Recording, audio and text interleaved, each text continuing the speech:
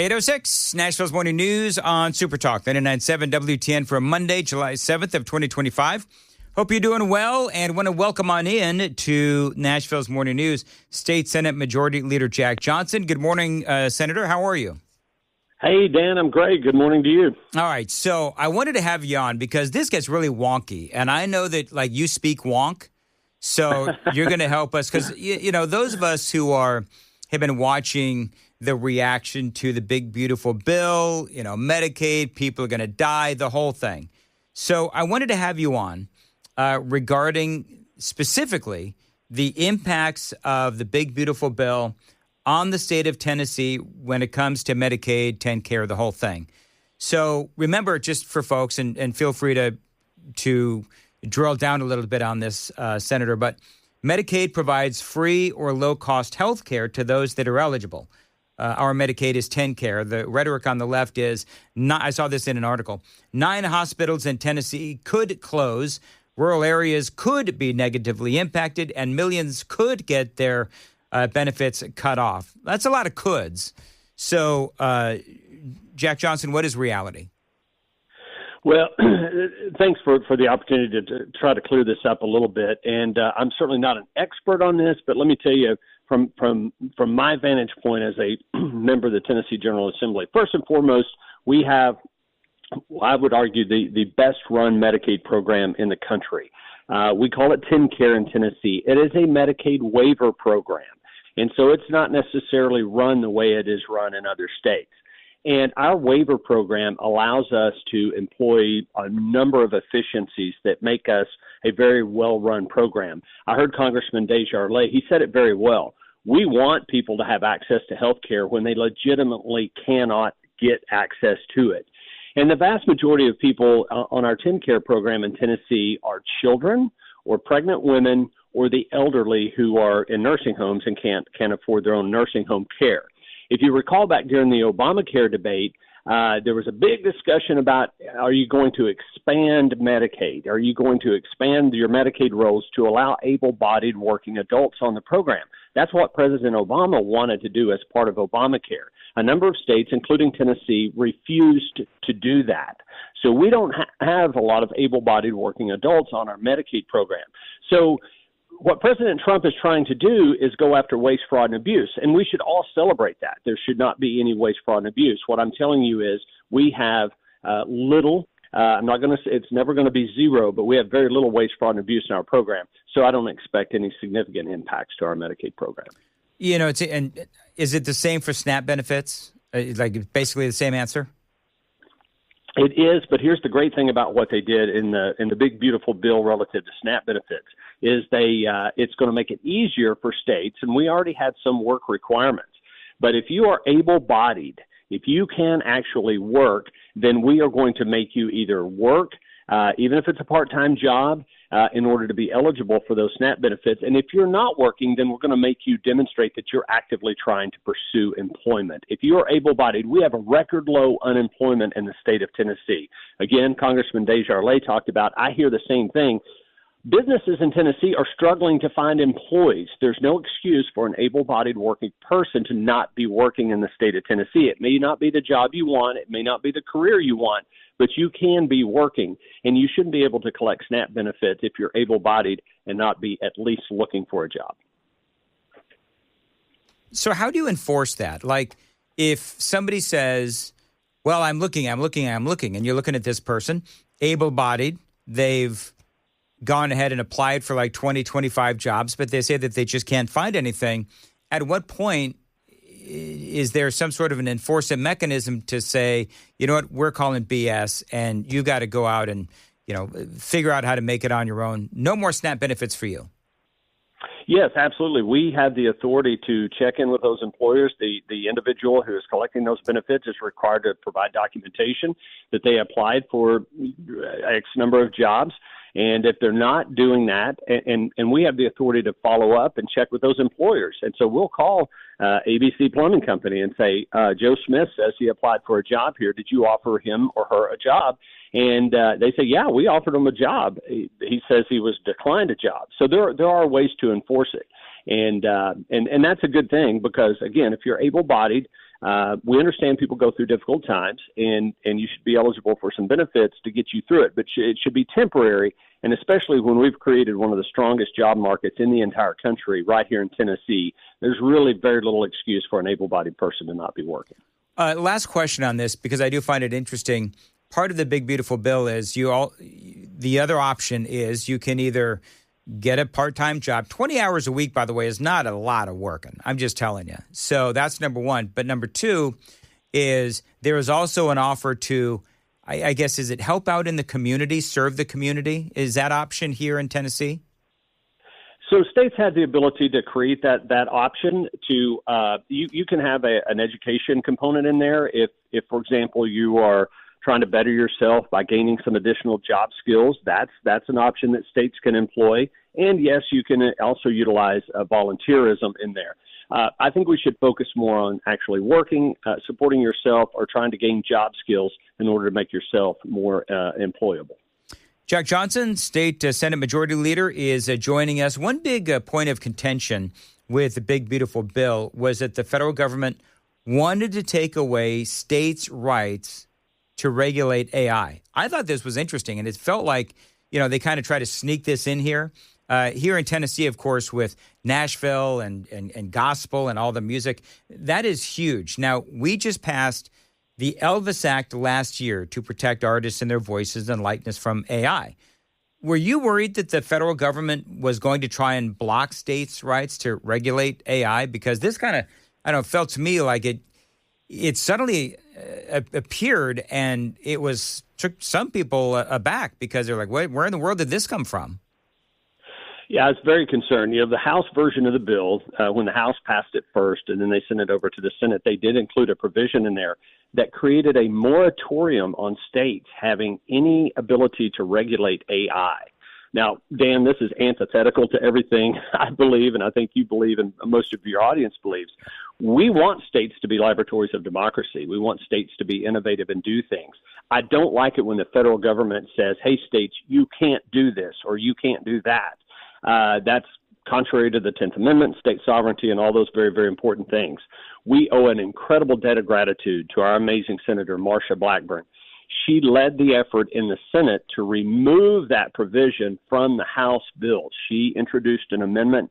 It passed 99-1 overwhelmingly in the United States Senate, thanks to Senator Blackburn's leadership. She got that provision removed from the bill. When it went back to the House, of course, they passed the Senate version. So Senator Blackburn really saved the day. And you're right. I led the effort in the Tennessee Senate to pass the Elvis Act. And that's a good example of why states should have the authority to regulate AI. AI is going to do a lot of wonderful things, but it's also very scary. And states need to be able to implement regulations and tools to control AI as they deem appropriate for their particular states. So that provision was removed. States do continue to have the ability to regulate AI, and I think that's a very important thing. And thank you to Senator Blackburn for protecting our right to do that. All right, it is 8:15 coming up. We've got Senate Majority Leader Jack Johnson joining us. Coming up, I'm sure you'll be thrilled, Senator, with the latest Justin Jones update because it could involve you. It's straight ahead. 8:15, time to check the roads on WTN. Weather today, hot, very hot, 92, going to feel like 100 degrees. Thanks for listening to Nashville's Morning News. All right, Jack Johnson. So Justin Jones is out there, and he's got a new bill that would ban law enforcement from wearing masks to protect their identities. That has apparently been filed by Justin Jones. Of course, it is called the Stop American Gestapo Act. Is there a need for this? No, there is no need for that, and I'm not terribly concerned about it. Representative Justin Jones has never passed a bill in the General Assembly, and I don't expect he's going to start passing legislation. Let's be very clear, Dan.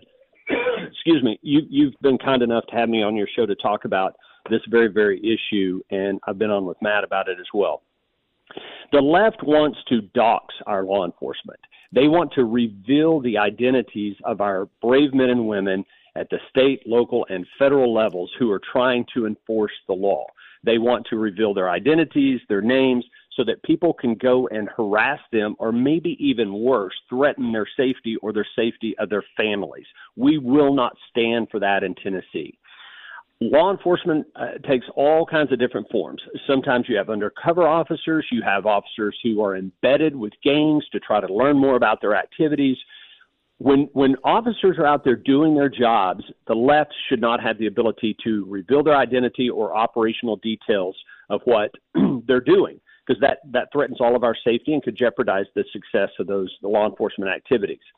If you have an encounter with a law enforcement officer, meaning you get pulled over, or you're involved in some type of an issue and law enforcement detains you, you absolutely have a right to know that they are legitimate law enforcement. I've introduced legislation to prevent the doxing of these law enforcement officers for no other reason other than to try to harass them or jeopardize their safety.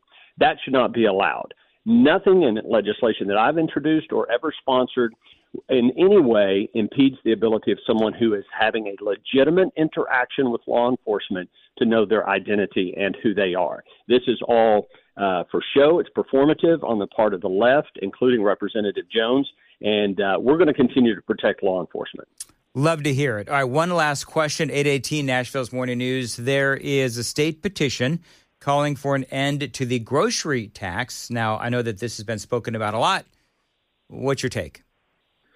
So I can't support that, and let me tell you why. One of the reasons Tennessee is the best fiscally managed state in America, and we are the most conservative and the best fiscally managed state in America, is because we utilize a consumption tax. That's a sales tax. We don't have a state income tax. We don't have a state property tax. We used to have an inheritance tax. We eliminated that. We used to have a whole investment income tax on investment income. We eliminated that. Tennessee gets roughly 2/3 of its income from consumption taxes. And the great thing about that, Dan, is that it is a broad tax. Everybody chips in a little bit. And, if you're on the lower income scale, you're going to pay less because you don't have as much money to spend. But everybody chips in a little bit. Everybody's helping to pull that wagon just a little bit. The problem with your progressive federal income tax is, as you know, you've got a very, very small percentage of people that are paying the vast majority of the tax. And that's what gets governments in trouble. I believe in consumption taxes. Everybody needs to chip in a little bit. We already have a lower tax on food than we do other items. And I think where we are right now is the best place to leave it. Grocery taxes are your most consistent form of revenue. So if you have a consumption tax, as we do, you're very susceptible to whims in the economy. So when the economy slows down, your revenues go down. Well, the food tax is the most consistent part of that. So I just think we need a broad consumption tax as we do now. And so I cannot support any efforts to repeal the tax on food. And we will leave it there. Always great to have you on. Senate Majority Leader Jack Johnson joining us on Nashville's Morning News on Super Talk 99.7 WTN. The Super Text line is open. 615-737-9986, 615-737-WWTN. Joan Jones has the news coming up at 8:30. Joan. Yeah, Israel's prime minister is on his way to the U.S. and how the House of Representatives is about to change once again. That and more coming up here at 8:30 on Super Talk 99.7 WTN. 8:36, Nashville's Morning News on Super Talk 99.7 WTN. Good morning to your friends.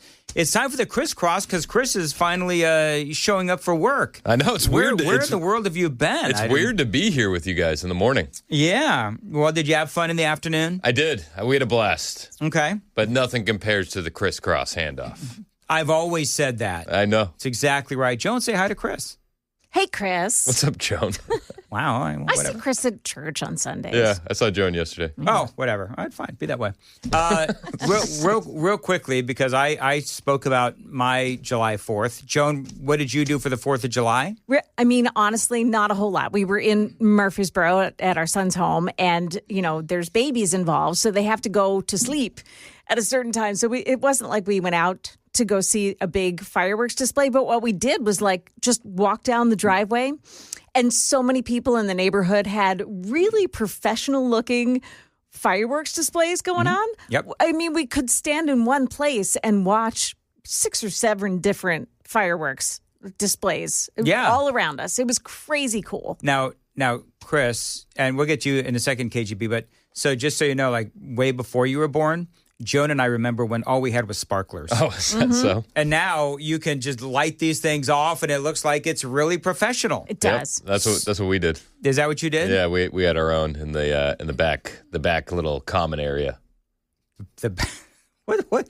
There's like a little The back little common area? Is that by the otherwise pool. known as the backyard? By the pool, no, the neighborhood. Oh, you've went got to a the neighborhood thing. We went to the common area. Oh, very good. Yeah, okay. yeah, we lit our own off. Did you? But we went to Watertown, and we hung out with one Brian Wilson. Oh, did you? Which I don't know, maybe it's just me, but it's very underrated how fun it is to hear the kids go, "Hey, Mr. Wilson! Hey, Mr. Wilson!" over and over and over again. Right. That's funny. I'm a big fan of that. But they did the squirt gun parade in Yes, Watertown. he was talking about the squirt gun parade. It was the most fun parade I've ever been to, and we didn't leave with a pound of candy that would make RFK blush. So it was a huge win. Yeah? Yeah, it was awesome. Now, did you get pummeled yourself? I got pummeled. I did. Yeah. But Brian brought a cooler full of water and water guns for all of my kids. Oh, isn't that sweet? They were like suited and booted and ready to go.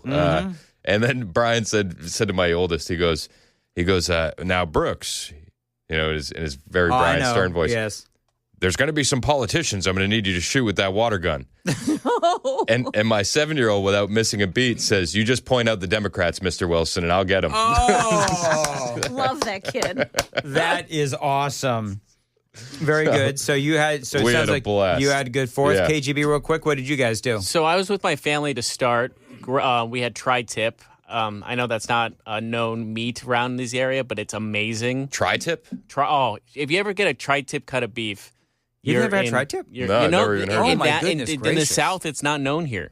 So that is, if you ever find tri-tip around here, I highly recommend trying it. What is it? Amazing. I don't even know. It's just a good thick cut of beef. It's a tip of try. Yeah. It's Obviously. tri-tip. Obviously. A tip of try. Obviously. Of course. Get out. The try animal. Whatever. It's just it's on a juicy part of the cow. It's really good. I highly recommend it. And so after that, I got invited to go to Broadway, and I was hesitant to go at first, but then I was like, I haven't actually seen the fireworks since I've been here in downtown Nashville. So I went, and I was covered in ash and sweat at the end of it. I will say this, that I was pleasantly surprised. Like, I was expecting, it's Nashville, right? So I'm expecting rainbows all over the place and the fireworks. No, they honored the military. Yeah, it was awesome. They They had a drone show. They too. had a drone show as well. Yeah. And But it was great. Do you think fireworks are going to go the way of the dinosaur because of the drone show? No, because I No. don't think it's not the same. No. Like, drones are incredible. Fireworks, Different vibe. different vibe. So That's exactly right. I was almost at the lake or at the river. I was almost at the river. So the fireworks were literally right above us, and I had an ash go right in my eye, Wow. in my bad eye too. So I had a fit. Everyone's like, "You okay?" I'm like, "Yeah, just like the ash, or not the ash, but like the paper of the fireworks were raining down all over us." Oh, jeez. Well, So I was sweaty and covered in this like black ash basically, and Yes. I took a long shower when I got home at midnight. Sounds All right. very attractive. I'm good. sure you got Yeah. a lot of girls that night. Well, all right. I'm not gonna kiss and tell on Yeah. that one. Oh.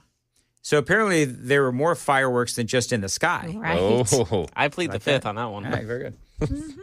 Hey, I hate to be a Danny Downer. Need some audio. But earlier, Chris, I was talking about all of the heroes in Texas. That, Yes. saved some folks. You got to look for the heroes. You got to look for the full heroes. Fred Rogers. Because you know what? If it wasn't for them, all of the attention would be on. And when the president guts all of the early warning systems and the weathering forecast abilities Then we got to focus on Rosie O'Donnell. of the government, these are the results that we're going to start to see on a daily basis because he's put this country in so much danger. Literally on a daily basis. She's people are still gonna in be- Ireland, right? She's still far away from us. She is. She can't hurt us By anymore. his horrible decisions and this ridiculously immoral bill that he just signed into law.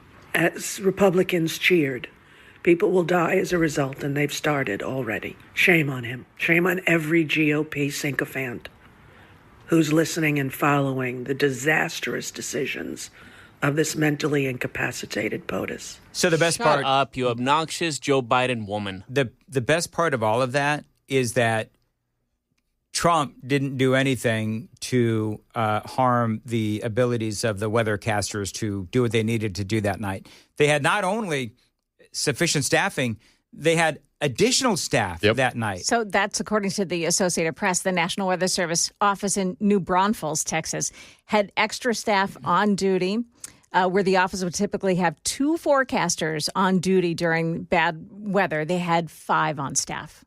Yeah, I mean, that's exactly right. Yeah. And so the amazing thing is they do this. Like Rosie O'Donnell does this, even though she's blatantly wrong. And I'd be willing to bet if watch this. Hey, KGB, I need you to find Rosie on X and see if that is still there.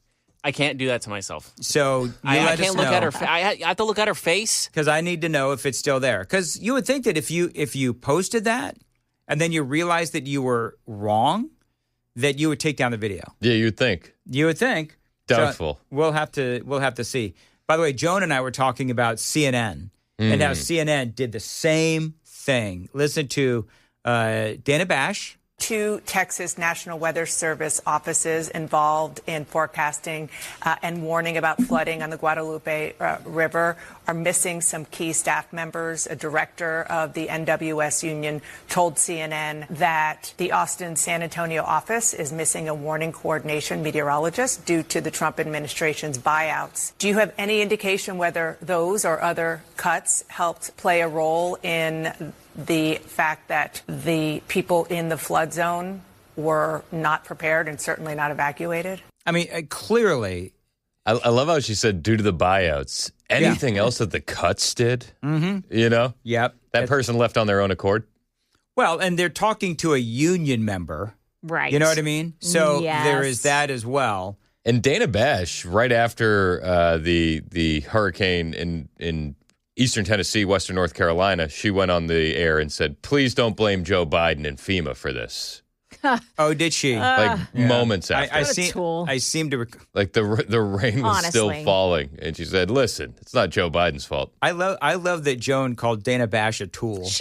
She's a tool for the Biden administration. You could stop a tool. That's okay.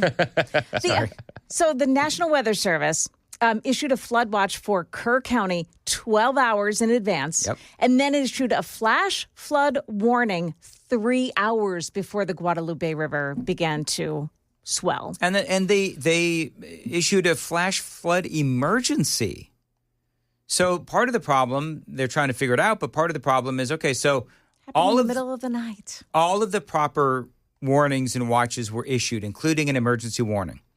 So why didn't people get them? Well, because it's, as Joan said, number one, it's in the middle of the night. But you know what number two is? That I wonder if people didn't have cell phone signal up there. I would also argue the flash flood warning, I get them every rainstorm. It becomes wallpaper. Yes. It becomes just another notification that you silence. Almost that we're getting too many of them. We're being inundated. It's desensitizing. And the flash flood one, I never pay attention to it. Yeah. Never. Yeah. Do you? No. It depends on where I am, but I mean, like, I live up on top of a hill because I'm like that. I think the majority of Americans, though, it's wallpaper. Joan, is it wallpaper to you? I do look at them, but where, like Chris, where we live is kind of up. Yeah. I'm in an elevated area. We're not really near any water. Right. And, you can be anywhere at any time. So you could be driving and that emergency flood warning may not apply to you where you are. It's too, like Chris says, it's desensitizing. Well, and here's the thing, is that they knew that there was going to be, and I don't want to, second guess anybody. The investigation will figure out what happened. But you know what? They knew that they were going to get heavy rain. They thought they were going to get, between 6 and 7 inches of rain, from what I understand. Turned out, obviously, to be a lot more.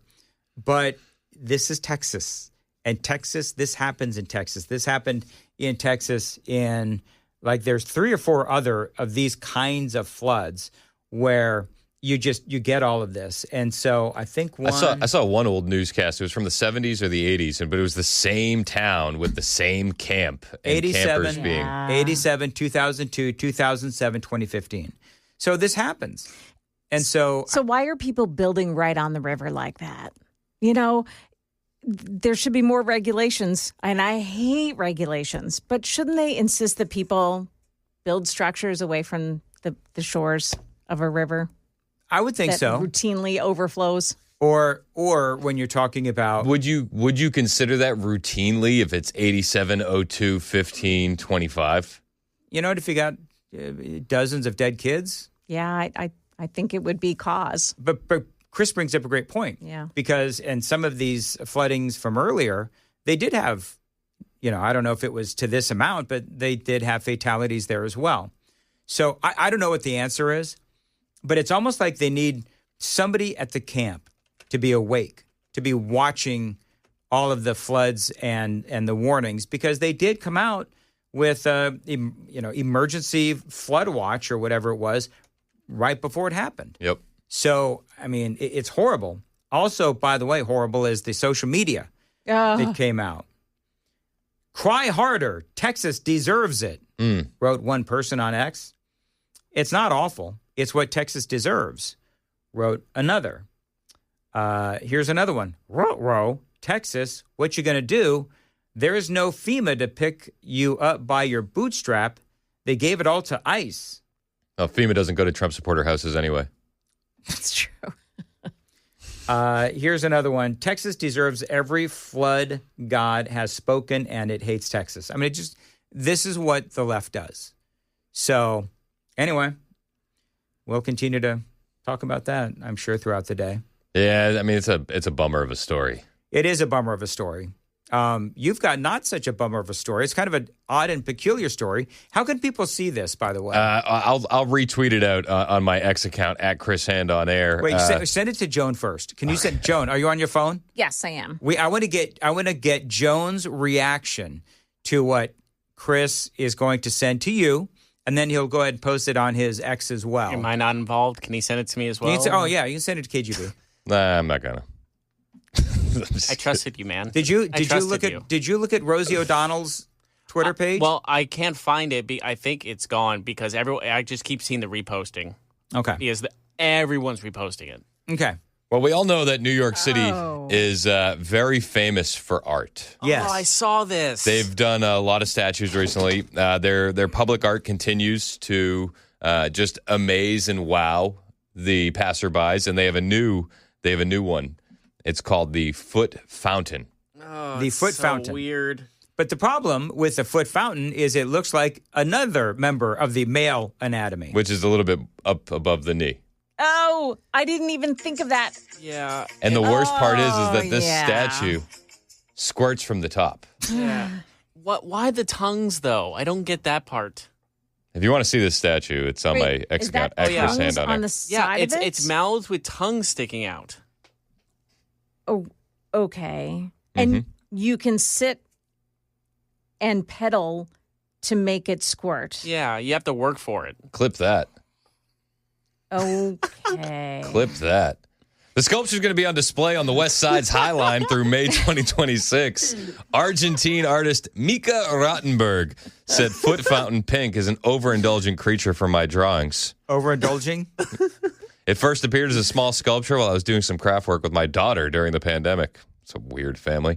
The original version was conceived for the Tingley Museum in Basel and designed as an irrigation fountain to water a flower garden in its radiant footprint, nurturing and connecting with the land it touches. Now, do you think that they...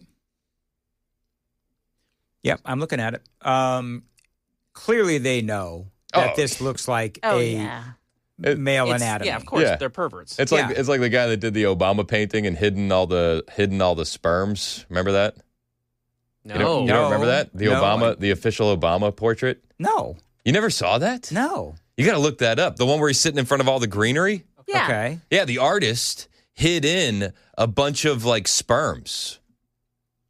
Like all throughout the picture. Was there a hidden meaning to that? I think, yeah, Obama's covered in sperm. I think was the hidden meaning. Oh. Not so hidden. Is it the one where it looks like leaves, but if you look closer? Yeah, that's the one. I can't believe you didn't know. You didn't see that? No. Oh, we got to get... I thought it was a matter of public record. Well, it's something to look up. Well, Google is now searched on this computer with Obama's sperm picture. Can we talk about the Epstein files or the lack thereof? Yeah, what is up with that? Is that Okay. Is that a real release from the FBI yet? Because I'm taking it with a grain of salt because it's from Axios. Okay, so we were debating the same thing. Is it possible that this is just a bunch of BS, but they would have clarified it by now if it was not a real release? The official memo, though, didn't have anybody's to who it was. There was no reference number. There was no date. It was missing a lot of key features that you would see in an official memo. And I don't know. It seems bizarre to me that all of a sudden, and we should mention what the story is. Story came out last night that supposedly Kash Patel and Pam Bondi, the Trump administration, saying there is no Epstein client list, that Epstein actually did commit suicide, and that they had released 11 hours of tape of Jeffrey Epstein's cell during the time that he supposedly committed suicide. And so now the question is, okay, so are they just suddenly saying, well, this whole thing has been a ruse all these years, or we just couldn't find anything? Also, no client list as Ghislaine Maxwell sits in jail, so she trafficked kids to no clients. Exactly. It doesn't make any sense. The other part was Pam Bondi said that the client list was sitting on her desk. She was going through it. Yep. Thousands of hours of footage. They had a trove of files from the SDNY. So I smell a rat. I'm just not buying this. This whole thing looks sus. yeah, She slipped very and fell, sus. and the papers just magically fell into the fireplace. Yep. So I don't think. And here's the deal: nobody's buying this. No. Like nobody's buying this. I know that we talked about it earlier, but Super Text line blew up when we talked about it because nobody's believing it. I mean, how could you? How could you? I don't know. You just can't. All right, it is. What's coming up next? Okay, so today on the show, we got Dr. Susanna Underwood. She's going to be joining us at 10:05. We're going to talk about the RFK Tucker Carlson podcast. We're going to talk about the autism rates and the vaccine studies that have been coming out. At 11 o'clock, I got Bo Diddle and Gabe coming in. They spent the 4th of July in D.C. covering those protests, and they also spent the end of Pride Month in San Francisco, and they were officially chased out by a mob of transgenders. Well, isn't this thing in New York? Didn't they get that from the San Francisco? I think they may have. I think they may have, Dan. Oh, yeah. Moving right along, Joan, what's coming up? Yeah, coming up here, an update from Camp Mystic where dozens of children died in that flooding. And also a former Tennessee Vols football player plans to turn himself into police this week. We'll tell you why. Those stories and more coming up here at 9 o'clock on Super Talk 99.7 WTN.